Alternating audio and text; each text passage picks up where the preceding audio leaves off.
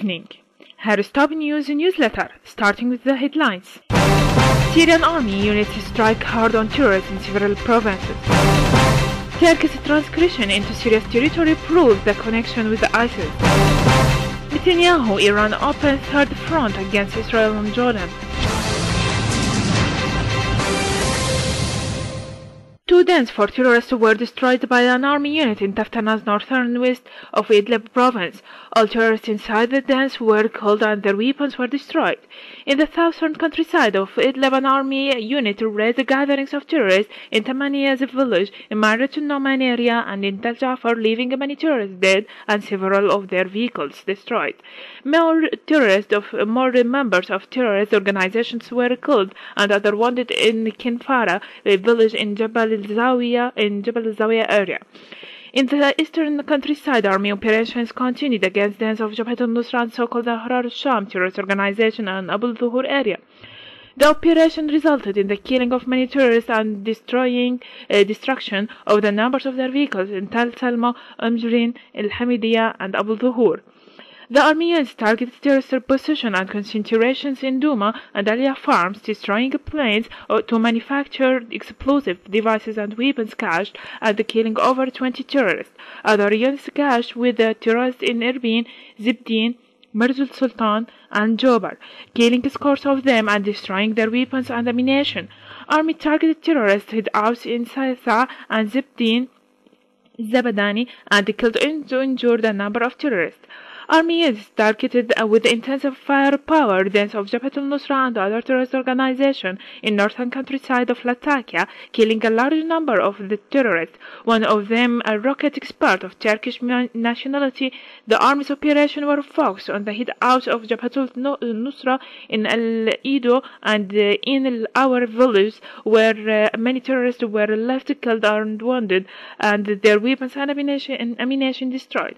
Another army unit killed a number of terrorists during strikes on their hideouts and dens in Salma area, 13 kilometers from the Turkish-Syrian border.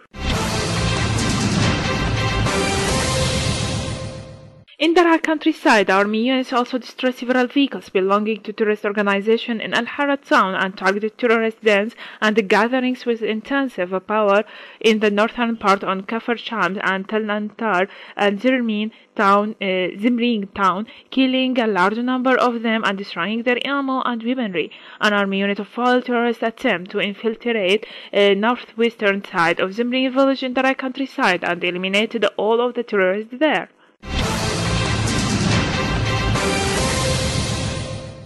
Turkey transgressed into the Syrian territory and relocated the tomb of Suleiman Shah from the northeastern Raqqa province, where it existed, in the suspicious act that revealed the Turkish government's close connection with the terrorist organizations operating in the area. The Foreign and Expatriate Minister said in a statement that Turkey didn't await the Syrian consent to move the tomb after the Turkish Foreign Minister informed Syria's consul in Istanbul for its intent to carry out relocation on the eve of the Transgression Act. Turkey did carry out the move without Syria's consent, contrary to procedures usually followed according to the 1821 agreement signed between the Turkish and the French occupation authorities back then. The foreign minister's source described the Turkish move, which took place at dawn, as no less than an act of aggression against Syria, dismissing it as suspicion as much as it unmasked the reality of the Turkish intentions and Turkish relationship with the terrorist organizations of Islamic State of Iraq and Syria. Turkey went far beyond providing all the forms of support to its tool of the gangs of ISIS and Jabhat al-Nusra and other al-Qaeda-linked terrorist organizations to carry out the blatant aggression on the Syrian territory. As the source said, the suspicion lies in the fact that this tomb has been all along spared the acts of ISIS, which on the one hand has been destroying muscles churches and tombs in various areas across Syria, according to the statement. This confirms the deep connection between the Turkish government and this terrorist organization. It concludes the statement by saying that the Turkish authorities, by breaching the aforementioned agreements, will be responsible for any possible recapture of this aggression. Continuation in the Syrian situation, Deputy Foreign and Expatriate Minister Dr. Faisal al-Maqdad issued a blistering condemnation of the new Turkish aggression against the Syrian land, describing it as a blatant display of belligerence. Turkish forces swept into the Syrian territory overnight and relocated the tomb of Suleiman Shah from the northern Raqqa province, where it existed, in a suspicious act that revealed the Turkish government's close connection with terrorist organizations operating in the area. The aggression is believed to cast a shadow on the good relations that once bound the Syrian and the Turkish people. Maqdad lamented, indicating that it comes at the expense of the Syrian sovereignty and land. Maqdad noted that the close relation binding the Turkish regime and the ISIS terror organization has emboldened the reformer to launch this blatant and unacceptable aggression, vowing that Syria will handle it in the appropriate way and when it sees fit. He said that Syria would like to bring this new aggression with all its continuation to the attention international public opinion, EU and the US administration, which is engaged in the double dealing by posing as an anti-terrorism force, while at the same time cooperation with the Turkish government, which work in the cahoots with ISIS. Maqdad concluded by indicating that Syria is weighing all options for the Turkish government to be held to account.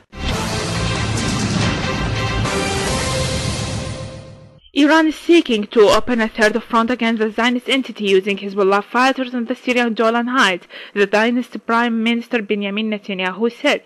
Speaking at the start of the weekly cabinet meeting, Netanyahu emphasized that Tehran's attempt to enrich itself along border with occupied Palestine was one of the biggest emerged security threats facing the Jewish entity. Alongside Iran's direct guidance of Hezbollah's actions in the north and Hamas in the south, Iran is trying also to develop a third front of the Golan Heights via the thousands of Hezbollah fighters who are in the southern Syria and over which Iran holds direct command, he added. A Zionist airstrike inside the Syrian-controlled sector of the occupied Golan Heights on January 18 targeted a Hezbollah convoy, killing 6 people, also with the Iranian general.